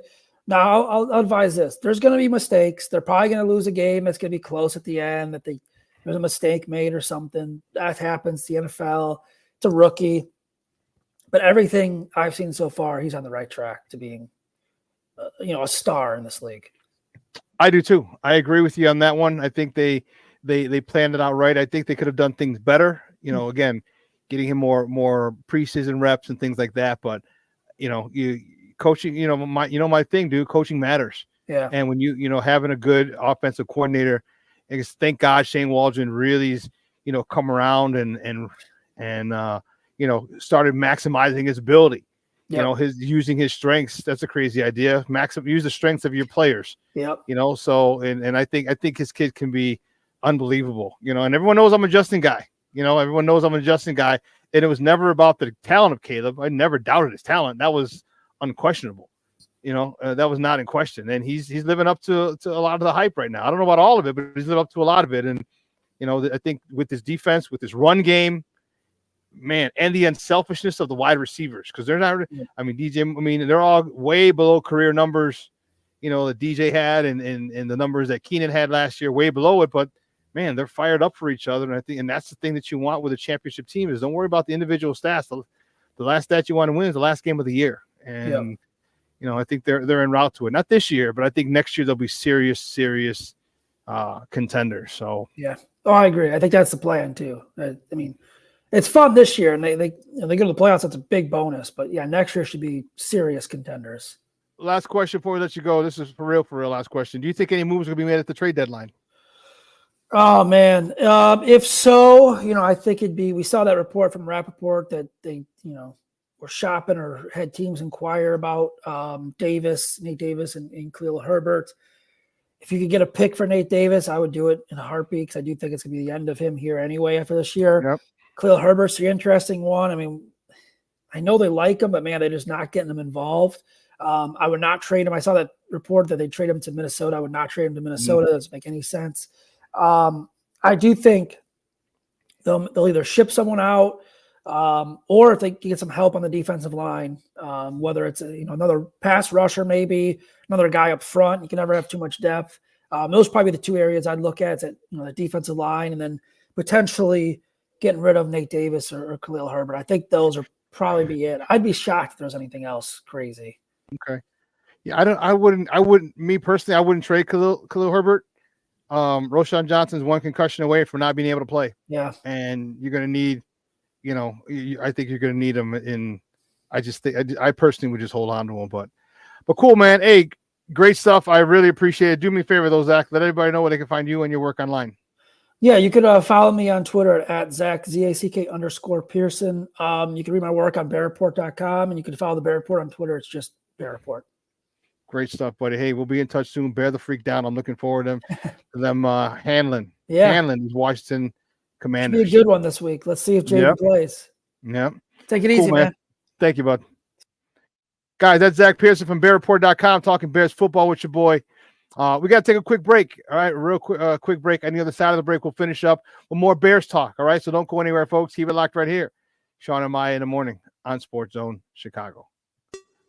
Hey, it's your boy, the SuperBack, Shawn Sierra, and be sure to follow Sports Zone Chicago on all social media platforms on Facebook, Instagram, and our Roku channel. You can find us at Sports Zone Chicago, and on Twitter, we are at Sports Zone Shy. Also, be sure to download our mobile app so you can take Sports Zone Chicago with you on the go. Time out. How are you feeling right now? Happy? Excited? Angry? Overwhelmed? One of the best things you can do for your mind health is to name what you're feeling. It can sharpen your awareness and help you talk about your feelings with someone you trust. Here are 3 questions to ask yourself. Where are your thoughts right now?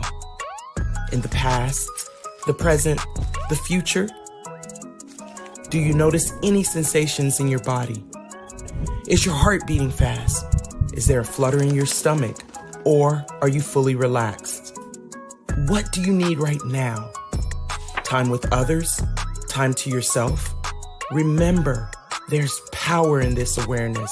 So find ways to identify what you're feeling today.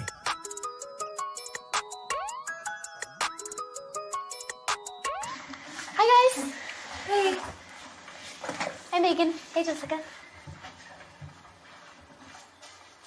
Megan, you're a tramp. Brian Fitch told me you guys made out. Everybody knows. He said your breath smells like garbage. And he almost puked. He says you're the most desperate girl he knows, besides your mom. How many boyfriends does she have anyway? Lots? Your makeup makes you look like a clown. That zit is huge, zit face.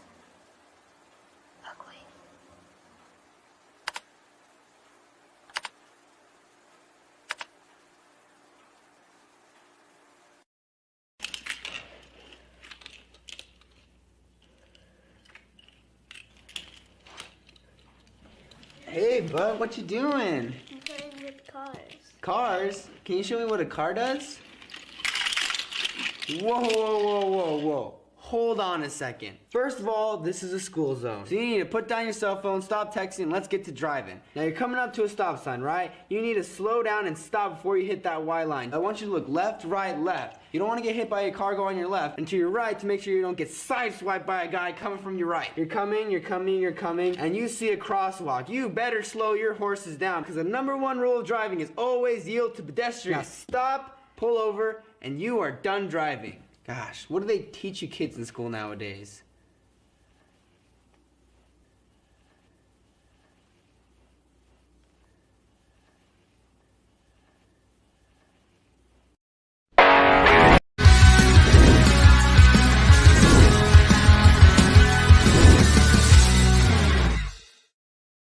For the ATL, it's another run for Swift around the left edge. He gains the corner and the first down.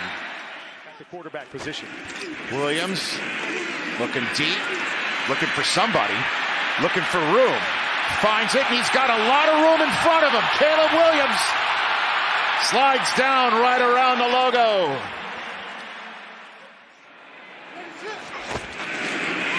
Williams still has it over the middle. That's grabbed by Adunze. They know exactly where they want to go with the football. Williams, there's Keenan Allen. He went to the old vet on a 3rd and 5, and Matt Eberflus fires off one of those 2 remaining timeouts. There's the Ditka. You saw the Ditkas to the stand. Welcome back to Shawn and Maya in the morning on Sports Zone Chicago. Those clips courtesy of the NFL Network. Those were our boys across the pond on Sunday, or last Sunday, I should say. And yeah, big win over the Jacksonville Jags. And just got done with, excuse me, just got done with Zack Pearson from BearReport.com.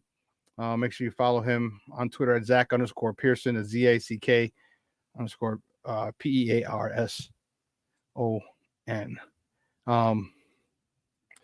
I'm looking forward to this week. A lot of different storylines that they have going into the game. Right, obviously number 1, number 2 overall picks, I should say. And so we got to see how healthy Jaden Daniels is. I think Jaden Daniels is having a great year. And people, listen, don't be disenfranchised because he may, there may be more wow plays. Okay. Let's remember And this is the thing that we have to remember. We have to stop the craziness. The number one stat for quarterbacks is wins. Okay. Do they lead their team to victory? All right. Do they do things to help their team win? And sometimes you're not. Hell, Patrick Mahomes yesterday. All right. Just look at that game yesterday. Patrick Mahomes had a shit game yesterday. Okay. But I'll tell you what, I know he'll take it. He will take it. And that's the thing. And that's the thing is like you have to understand that your job is to win games, period. And when you win games, you move on. Everybody's happy. Now it's the normal, it's the average Joe that everybody wants to say, oh, the fantasy world that we live in. Oh, he's got to have this. He's got to have that. He's got to, and this is how you judge people by. Patrick Mahomes was 16 of 27 for 154 yards, no touchdowns, 2 picks. His rating was 44.4. But you know what? They won. He ran for a touchdown. Boko Hardman ran for a touchdown. Kareem Hunt ran for 2. Okay? That's the most important thing. Are you winning? Okay? And I know people are quick to say, well, he can throw the ball all over the place. Yeah, but he hasn't done that recently. Last couple of years, it's been, Isaiah Pacheco. How big of a let me tell you something. Isaiah Pacheco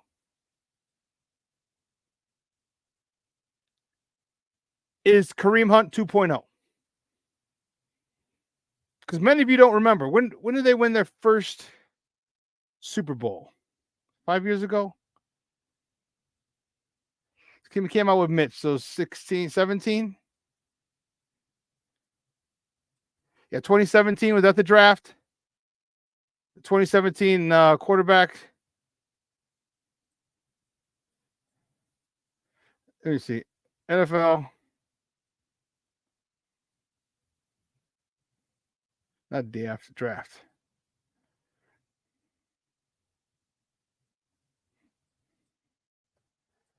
Oh, silly me. I hit the wrong one.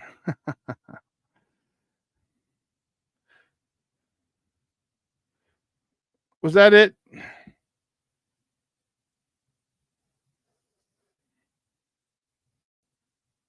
Here we go.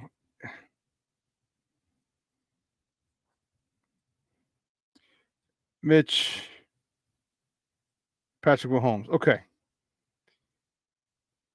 2017 draft. So 2018, 2019 is when he won his first Super Bowl. Do you know who?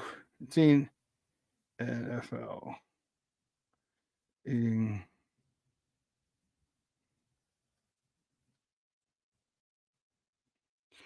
I want to double check it, but let me see.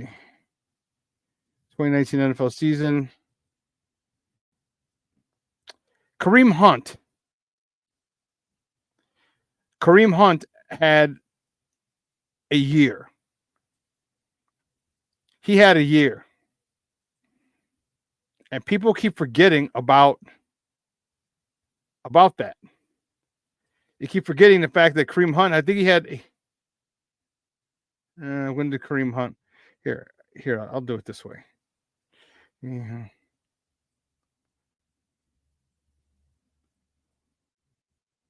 Here we go.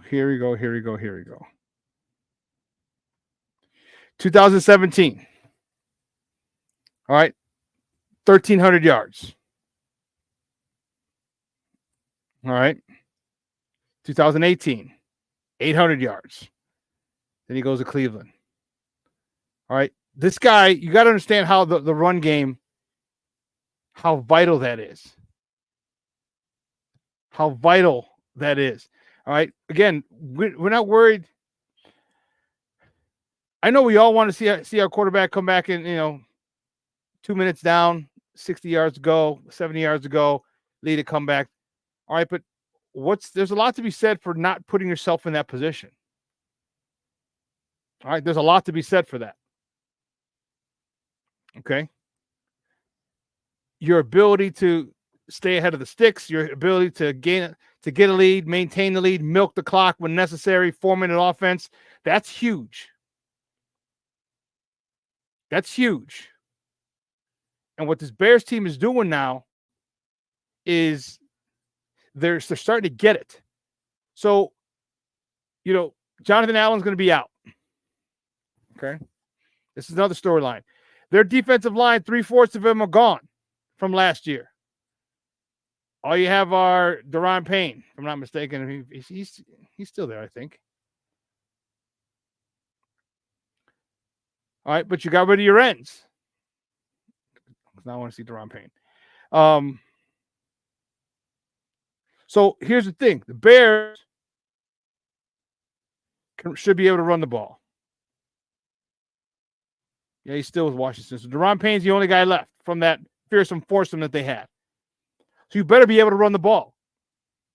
If you run the ball, man, so many things open up. And if Jaden Daniels plays, okay, first of all, Washington shouldn't be able to stop our run. That's going to destroy that pass rush, which is non-existent because they traded away, got rid of three-fourths of that of the defensive line is gone. 2 traded, 1 to injury. So they better not try and have a shootout with us because that plays right into our hands. That plays right into our hands. All right, we got a good run game.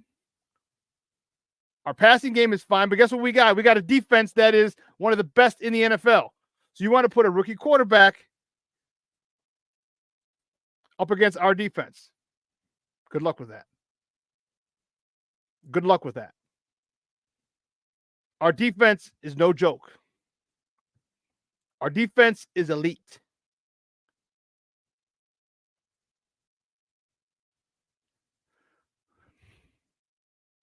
I think it plays right into our hands, and I think it gives us an advantage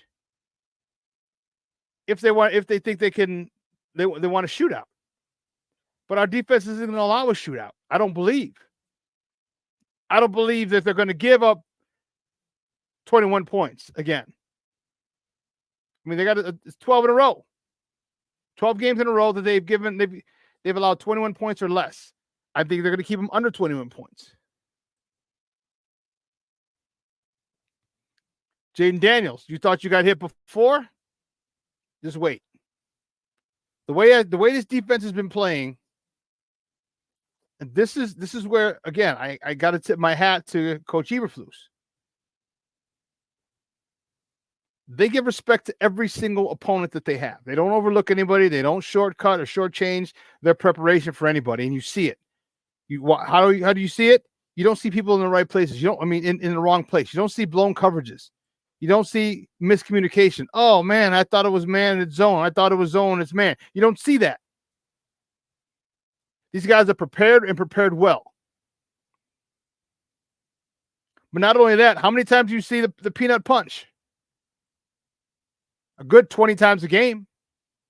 Now, they might not get the ball out, but you see it. The fumble, TJ Edwards.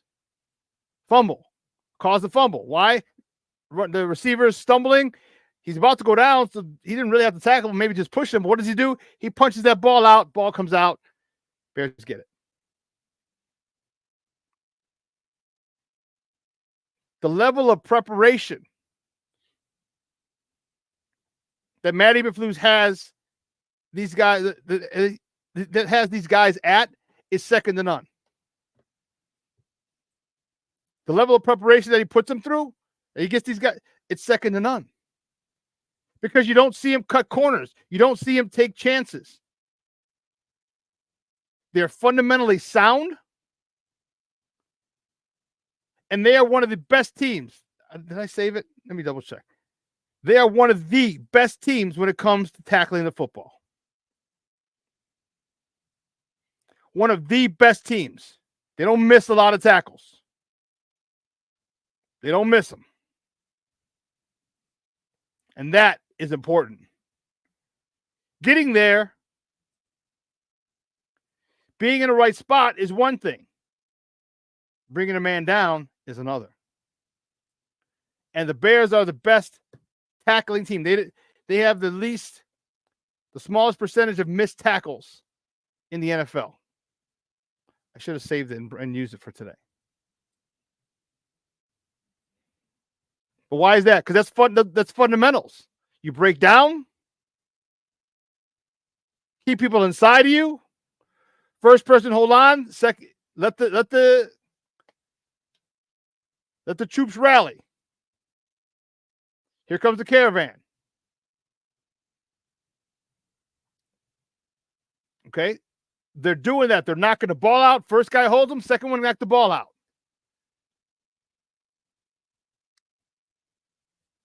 I love the way Eberflus has these boys ready to play every day, every week. So if they do lose, it's going to be a one-score game. You're not going to be blown out. I don't think they're going to lose this week. I think the Commanders are a good team. I think the Commanders have an extremely talented young quarterback. I think they have some talented wide receivers and Scary Terry. And then there's one more. I can't think of the other receiver's name. But I'm not worried about them because of our defense. I'm not worried because our defense has played very, very, very well. If they get through this game, these next two games, again, as long as Eberflus has them prepared and make sure that they respect the Arizona Cardinals, make sure you respect the New England Patriots, doesn't matter the record. If they make sure that they respect their opponent, the Bears will blow all three of these teams out. And what that's going to do is that's going to give this offense so much more confidence. That's going to help build chemistry, build familiarity, build comfortability. Caleb's going to exhale and start playing freer and looser. And that's what I wanted. By the end of this first 10 weeks, end of these first 9 games, I wanted Caleb and that offense to be humming efficiently.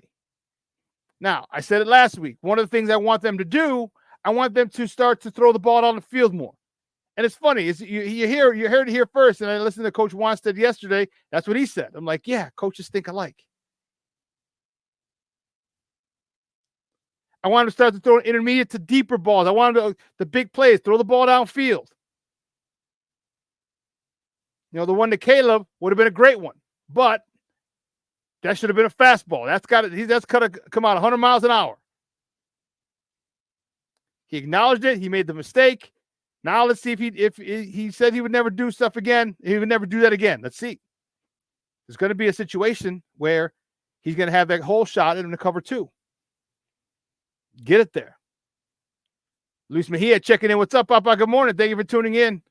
Don't worry. I appreciate it. He said he had to work. He said, what's up with Brisker? Well, hopefully we're able to get him back. And that's what many people, me included, why we were thankful for the bye this week. Brisker should be able to come back off of concussion protocol. Tyreek Stevens should be able to come back with the hammy, I think it was. Kyler Gordon should be able to come back. This came at the right time for us to get healthy. 3 games that we should win, that will, one, at least 2, but hopefully 3 games in the win column. Okay. But 2, get everybody more confident in themselves. Going into that gauntlet.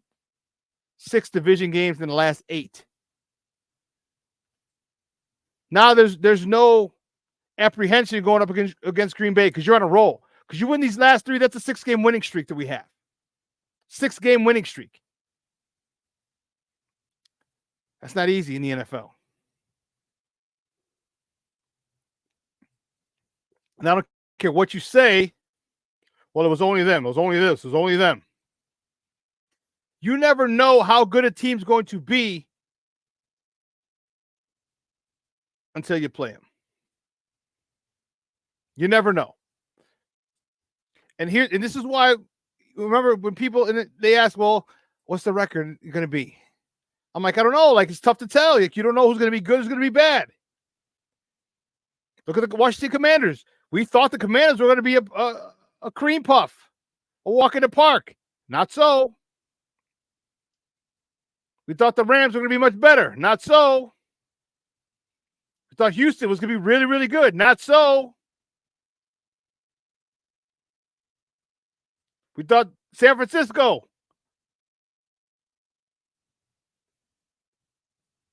was going to be the cream of the crop in the NFC. Not so. Now with the injuries, now with McCaffrey out, now with Debo out yesterday, Brendan Ayuk going out. So that's why I say I hate when they say, well, the Bears are such and such. I mean, I'll do it. But as the season goes on, you see how teams are different. Hell, almost everybody's back for the Bears this year. We're not the number one run defense in the NFL like we were last year, and everybody's back, play caller included. We're okay against the run. We're not dominant like we were last year, and everything's the same. So I said it's tough to say who's a gimme, who's not, because there really are no gimmies. Really are no gimmies.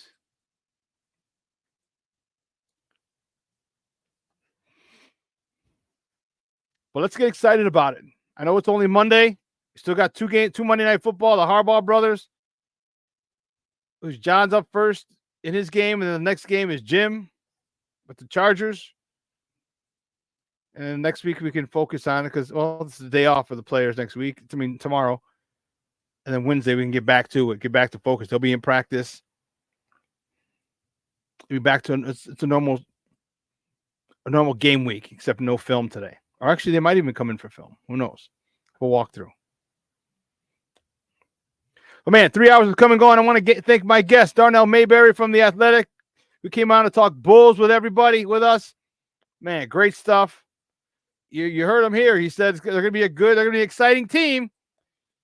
Just might not win a lot of games. Just might not win a lot of games. It happens. But not confused. I am anxious. Excited to see what Lonzo Ball can do to this team. Can do for this team. Really excited. So Darnell Mayberry joined us. And then I want to thank my man, Zack Pearson. Zack Pearson from BearReport.com coming out talking Bears with your boy. Great stuff, Darnell. Zack, we appreciate it. Guys, this show will be replayed tonight at 6 p.m. Also, make sure that you tune back in at Sports Zone Chicago at 12:15. Sid and Lakina are going to take you on another 2-hour tour of Chicago sports talk. So for everyone here at Sports Zone Chicago, guys, you have a phenomenal weekend. It's supposed to hit 80 again today before the cool down. 80 degrees when I'll tell the yes, high of 80 out here in Orland. Get out there, enjoy the last nice day because it's going to be 72 tomorrow, 64 Wednesday, 66 Thursday, 63 Friday, 59 Saturday, 58 Sunday, 66 Monday. Whew. We're dropping, man. We're dropping like it's cold. So, guys, have a phenomenal day. Everybody, be safe. Let your loved ones know you love them. Okay? Because tomorrow's not promised to anybody. Your boy, the SuperBack. I am out.